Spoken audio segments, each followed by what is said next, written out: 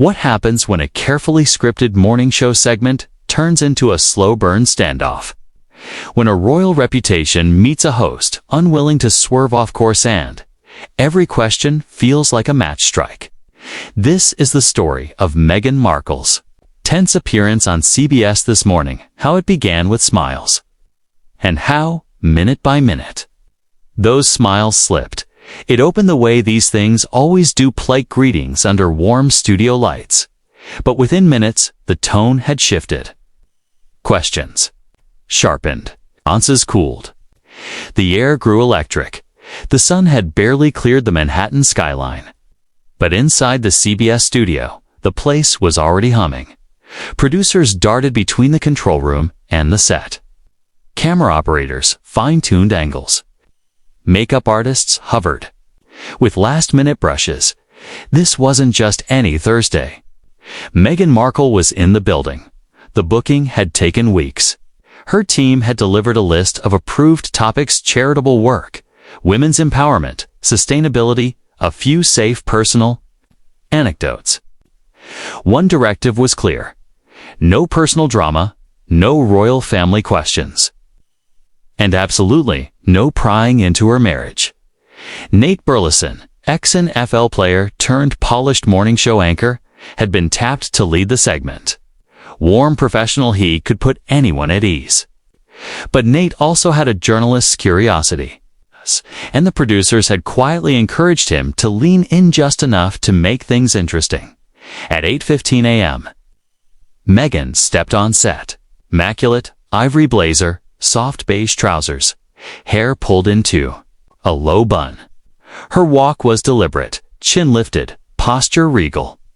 She smiled as she reached the table, though the smile didn't quite reach her eyes. "Good morning, Meghan. We're so happy to have you here," Nate said. "Good morning, Nate," she replied smoothly, shaking his hand. "Thank you for having me. This should be interesting." The first few minutes were textbook. Nate asked about her foundation's latest projects. Meghan spoke fluently: women entrepreneurs, education, access, sustainability.com, precise, flawless media training on display. Then Nate took the first step off script. "Meghan, your foundation's work is making headlines in a good way, but many viewers are also curious about something else. Do you see yourself returning to the UK anytime soon?" Her smile tightened. "Whether I go to the UK or not is entirely my decision," Nate and, frankly, it's amusing that it's still a topic of conversation. "I think people are curious because of your history with the royal family," Nate said evenly. "It's a natural question. Perhaps your viewers should focus on issues in their own country," she replied lightly. Arms crossing, though the jab landed. A shift passed through the room. Nate leaned forward. "Understandable," he said. "But your departure from the royal family is still one of the most talked about moments in recent history. Some people still debate whether you and Prince Harry chose to leave or were pushed out." Her head tilted. Eyes locked on him. "Pushed out? I can't believe you'd use that word. We made our choice. And I'm not here to rehash tabloid headlines. Though I suppose that's more entertaining than discussing real work, isn't it?" Nate smiled politely. "My job is to ask questions people at home might want answered. Headlines or not, tease part of the bigger picture." She leaned back, gaze drifting upward before returning to him. "Then perhaps your bigger picture needs reframing." Nate pivoted. "Your marriage has been under intense scrutiny. Some outlets suggest there might be challenges lately. Is there any truth to that?" Her lips curved into something between a smile and a smirk. "I don't live my life based on what tabloids print, Nate. Maybe you shouldn't either." "Only asking because it's been widely reported, and I'm telling you," she cut in, voice sharp now, "that my marriage is not your concern. If your producers think this is the best way to fill airtime, maybe they should reconsider their priorities." From the side, Whoopi Goldberg leaned toward her mic. "Maybe we could pivot back to your charity work," Meghan shook her head. "Oh, I'm happy to talk about my charity work, but clearly that's not what this is really about." Its attention was no longer simmering. It was visible, and the cameras were still rolling. "We're here to have an open conversation," Nate said evenly. "My questions aren't meant to be disrespectful." Meghan gave a short, airy laugh, light on the surface, dismissive underneath. "Disrespectful? No," she said. "Just a little beneath the level I'd hoped for." The words landed like a drop of ink in water, spreading slowly, staining the air. Nate shuffled his cue cards, buying a beat. In the control room, producers were already in his ear. "Steer it back. Keep it civil." But civility was already slipping, and both of them knew it. "So," Nate said with forced brightness, "let's talk about what life looks like for you right now, away from royal duties, away from palace walls." "Oh. What's a normal day for Meghan Markle?" She tilted her head, glanced toward the cameras. "Normal? That's a funny word, especially coming from someone who was asking about royal duties 5 minutes ago." A polite chuckle from the audience. Nate didn't take the bait. "I'm just curious how you've adjusted," he pressed. "You've built a new life, a new home, new projects. What does that look like?" Her smile was sugar, her tone steel. "It looks exactly how I want it to look, Nate, which is something I'm not sure you can understand when your schedule is decided by producers in your ear." Whoopi shifted uncomfortably. Joy Behar tried to rescue, tossing in a softer question. "About Meghan's recent trip to California wine country." Meghan answered briefly, then turned right back to Naitan unspoken dare. He took it. "There's been ongoing public debate about whether you and Prince Harry will ever return to any formal royal duties. Is that door still open?" "Fair question," Nate said when she hesitated. "I'm not asking about relevance, I'm asking about reconciliation." Her reply was sharp enough to cut. "And I'm telling you, I'm not here to feed gossip cycles. The monarchy can run itself without my daily schedule making headlines." The air stilled. "Some might say it's not gossip," Nate countered. "But part of a public story you were once at the center of." Her smile returned, thinner this time. "Some might say a lot of things, Nate. That doesn't make them relevant." Nate took a slow breath. "There's also been speculation about your marriage. Life in the public eye can put strain on any relationship. How do you respond to those who wonder if the pressure has taken a toll?" She leaned back, arms crossed. "I respond by wondering why my marriage is considered fair game for casual morning TV. What's next? My grocery list? My Netflix queue?" "I'm asking," Nate said tightly, "because it's been widely reported and people are curious and—" "I'm telling you," she cut in, "that people's curiosity doesn't dictate my boundaries. Maybe you should try that sometime." Joy jumped in again. "All right, maybe we can get back to your new project." But Meghan wasn't done. "No, Joy, I think it's telling. Apparently, my marriage status is more interesting than the thousands of people our programs help every year." "I think we can talk about both," Nate said, voice even but patience fraying. "The work you're doing and the context in which you're doing it. That's part of telling the whole story." She laughed softly, shaking her head. "The whole story, according to you, maybe. But I've lived it. Naitan, I can assure you, your version leaves out a lot." Nate leaned forward, eyes steady, the look of someone calculating his next move. "You've spoken before about feeling unwelcome in the UK after stepping back from royal duties. Do you think that would still be the case if you returned?" Her expression hovered between disbelief and disdain. "Do I think I'd get a warm welcome, Nate? This isn't a family barbecue. We're talking about an institution that made its position clear from day one."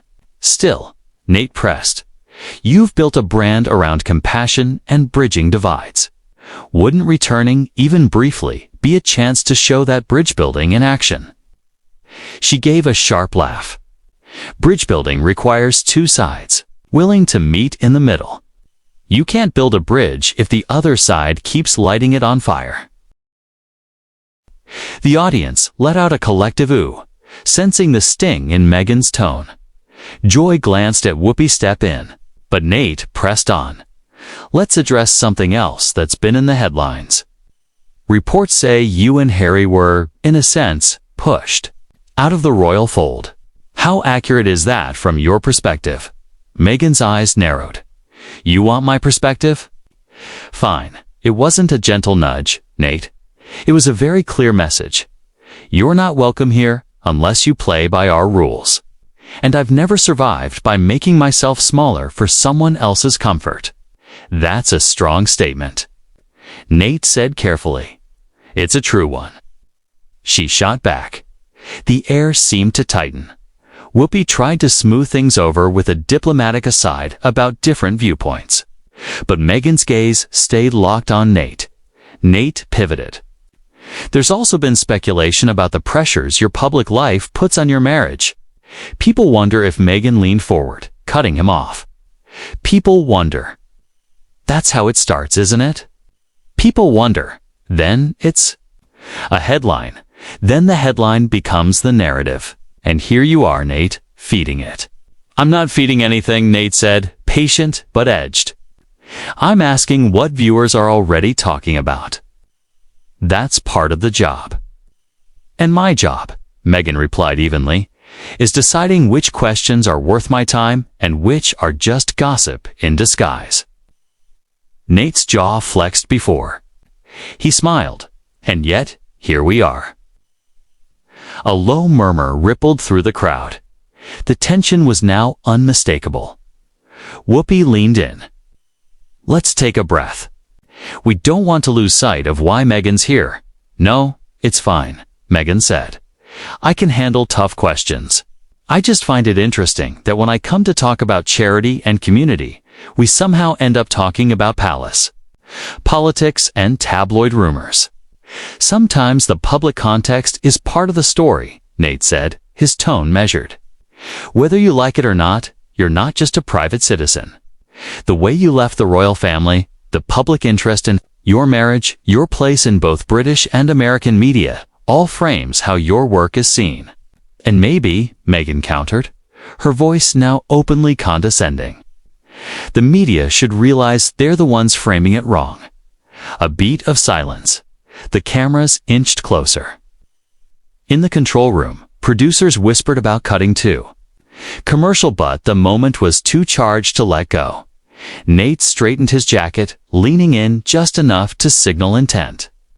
I've interviewed a lot of public figures. Most understand that questions about their image aren't personal attacks. But with you, Meghan, every topic seems to meet defensiveness or dismissal. Meghan crossed her legs slowly, feigning amusement. Maybe that's because most of your guests aren't asked the same recycled questions over and over. You think? You're breaking new ground, Nate, but you're just replaying tabloid greatest hits. Nate gave a short, humorless laugh. I've kept this professional. I've given you space to share your perspective and talk about your work. But it's becoming clear you're not here for a conversation. You're here to control the narrative and shut down anything that doesn't fit it. Meghan's eyes narrowed further.